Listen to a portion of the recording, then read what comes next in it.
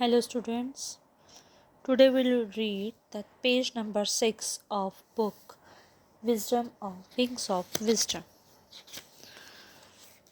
So this is the book Wings of Wisdom, class 5. We will read the chapter number 1 and page number 6. Our today's topic is habit. A habit is a regular action or tendency which is very difficult to give up.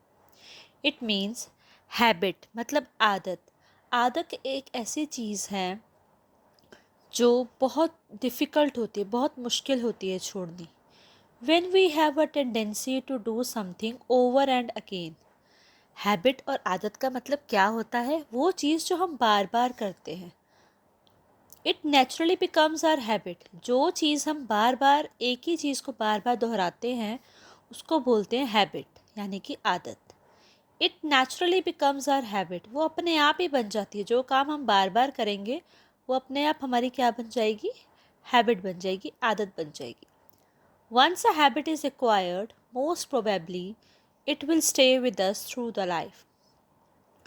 एक बार अगर हमें जो आदत पड़ गई, most probably अक्सर ये देखा जाता है कि वो हमारे साथ पूरी उम्र रहती है. Of course then it becomes extremely difficult to get rid of it.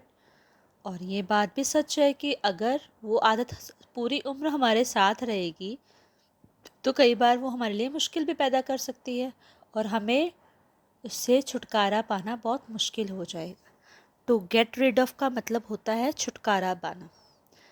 तो अगर हमारी जो चीज़ हमारी पूरी ज़िंदगी में हमारे साथ रहनी है तो वो अच्छी चीज़ होनी चाहिए. छुटकारा तो हम गंदी चीज़ों से डालते हैं ना. तो अब हमने यही पढ़ना है कि जो हैबिट है, वो आदत है, वो कैसी होती है. There are two kinds of habits. दो तरह की आदतें होती हैं, गुड एंड बैड, अच्छी और बुरी. The good habits are those which help us to achieve great things in life. अच्छी आदतें वो होती हैं जो हमें ज़िंदगी में महान चीज़ें प्राप्त करने में मदद करती है.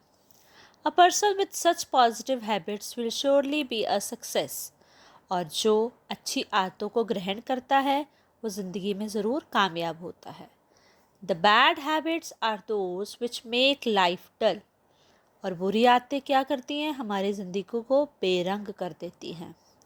A person with such negative habits will naturally move to failure. और जिसके पास बुरी आदतें होंगी, नेचुरली मीन्स स्वाभाविक तौर पर वो फेलियर की ओर जाएगा. उसको कोई भी सफलता नहीं मिलेगी, वो असफलता की ओर जाएगा. It is very difficult to acquire good habits. अच्छी चीज़ें या अच्छी आदतें ग्रहण करना बहुत मुश्किल होता है, but comparatively easier to give up. पर हम इसको छोड़ नहीं सकते. अगर हम कंपैरेटिवली ईजियर मतलब अगर हम अगर हम कंपेयर करते हैं किसी के साथ तो ये बहुत इजी होता है कि हम जल्दी से बुरी आदतों को छोड़ दें और अच्छी आदतों को ग्रहण कर लें. हमेशा जो अच्छे काम होते हैं वो टाइम लगाते हैं, वो हमेशा मुश्किल भी होते हैं. जो सच के रास्ते पे चलता है या जो अच्छे काम करता है उसको थोड़ी सी कठिनाइयाँ ज़रूर आती है, लेकिन बाद में जो है उसकी लाइफ बहुत ईजी हो जाती है. तो कभी भी अच्छी आदतों से पीछे नहीं हटना चाहिए. ये नहीं सोचना चाहिए कि ये अच्छा काम है और इस काम को करने में मुझे समय लगेगा तो इसकी बजाय मैं गंदा काम कर लेता हूँ. ऐसा नहीं सोचना चाहिए. शुरुआत में जो चीज़ आपको थोड़ी डिफ़िकल्ट लग रही है वो अच्छी चीज़ होगी और वो बाद में आपको बहुत अच्छा रिजल्ट देगी.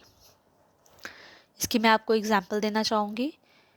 It is very difficult to acquire good habits. जो अच्छी आदतें होती हैं उनको हमें अपने पास बुलाना पड़ता है, और जो बुरी आदतें होती हैं वो खुद ब खुद चल के आती हैं आसपास. जैसे हवा चलने पर, तेज़ आंधी आने पर जो खाली लिफाफे होते हैं ना, वो उड़कर आपके पास आ जाते हैं क्योंकि वो गंदे होते हैं और खाली होते हैं, उनमें कोई क्वालिटी नहीं होती.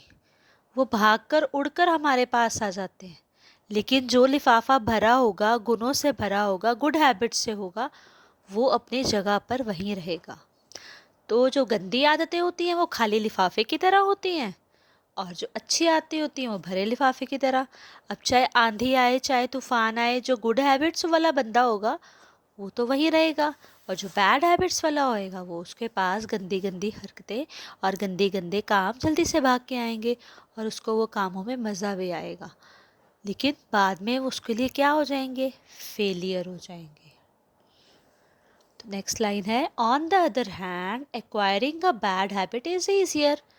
गंदी आदतों को ग्रहण करना तो बहुत ईजी होता है, और जो लोग ज़िंदगी में इजी काम को जल्दी जल्दी ढूंढते हैं वो जल्दी सक्सेसफुल नहीं हो पाते, but getting rid of it very difficult. मतलब इसका मतलब यहाँ पे ये है कि गंदी हैबिट्स जो होती है, गंदी आदतें आसानी से लग तो जाती हैं, पर इनसे छुटकारा पाना, again this word is using getting rid of. Getting rid of मतलब छुटकारा पाना, पर इनसे छुटकारा पाना बहुत मुश्किल हो जाता है। तो हमें अच्छी आदतें ग्रहण करनी चाहिए।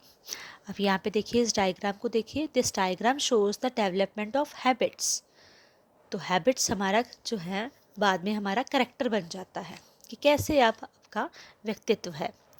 एक्शन हमारे काम, हमारी इच्छाएं और रेपिटेशन, जो हम काम करते हैं किस इच्छा से करते हैं और उसको कितनी बार करते हैं, वो हमारी क्या बन जाती है, हैबिट बन जाती है। तो जो हमारी हैबिट होगी उसी पे हमारा करेक्टर शो होगा कि आप अच्छे करेक्टर के हो कि या बुरे करेक्टर के हो।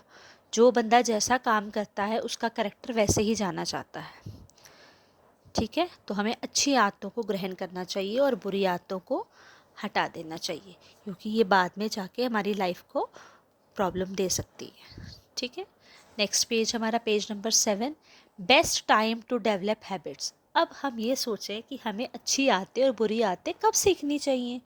जन्म के बाद, बहुत छोटी उम्र में, जैसे हम छोटे बच्चे को सिखाते हैं कि ऐसे नहीं करना, ऐसे ऊपर नहीं चढ़ना, आपको जो चीज़ें हैं, जो टॉफ़ीज़ के रैपर्स हैं वो डस्टबिन में थ्रो करने हैं।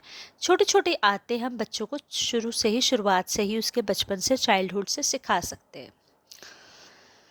तो इसमें पिक्चर के थ्रू एक क्वेश्चन पूछा गया है, when should I begin to acquire good habits. एक बच्चा है, वो पूछ रहा है अपनी मैम से, मैम हमारे अंदर अच्छी आदतें कब आनी चाहिए। तो मैम ने पूछा, हाउ ओल्ड आर यू, तुम कितने साल के हो। बच्चे ने जवाब दिया, 10 years old मैडम, मैं 10 साल का हूँ। मैम ने कहा, यू आर 10 years लेट, 10 साल हो गए तुम्हें और तुम तो बहुत 10 साल लेट हो गए अच्छी आदतें सीखने में। तो अब हम सीखते हैं best time to develop habits. अच्छी आदतें सीखने का अच्छा समय, बेस्ट टाइम क्या है। Most of the habits are formed at a very early age. कुछ जो आदतें होती हैं बचपन में ही बच्चे की शुरुआत हो जाती है।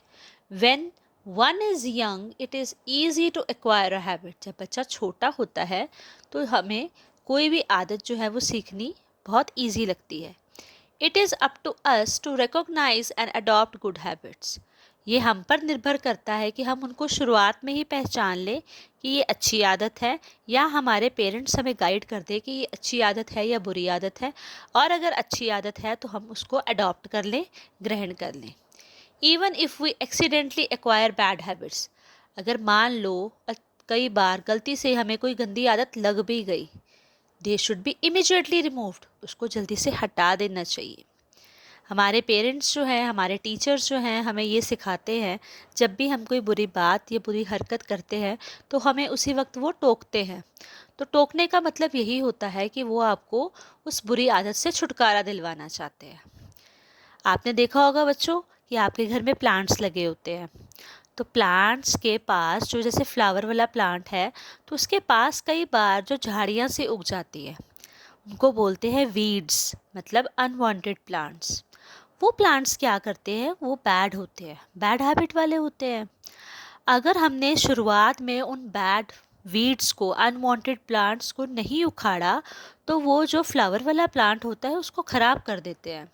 वैसे ही हमारी लाइफ में जो बैड हैबिट्स होती हैं उनको शुरुआत में, अगर बाय चांस आपकी ज़िंदगी में कुछ बैड हैबिट्स आ गई हैं, आपने यूज़ कर ली हैं, तो आपको क्या करना चाहिए, उनको रिमूव कर देना चाहिए इमीडिएटली, ताकि जो आपकी आगे की लाइफ है वो स्मूथ चले।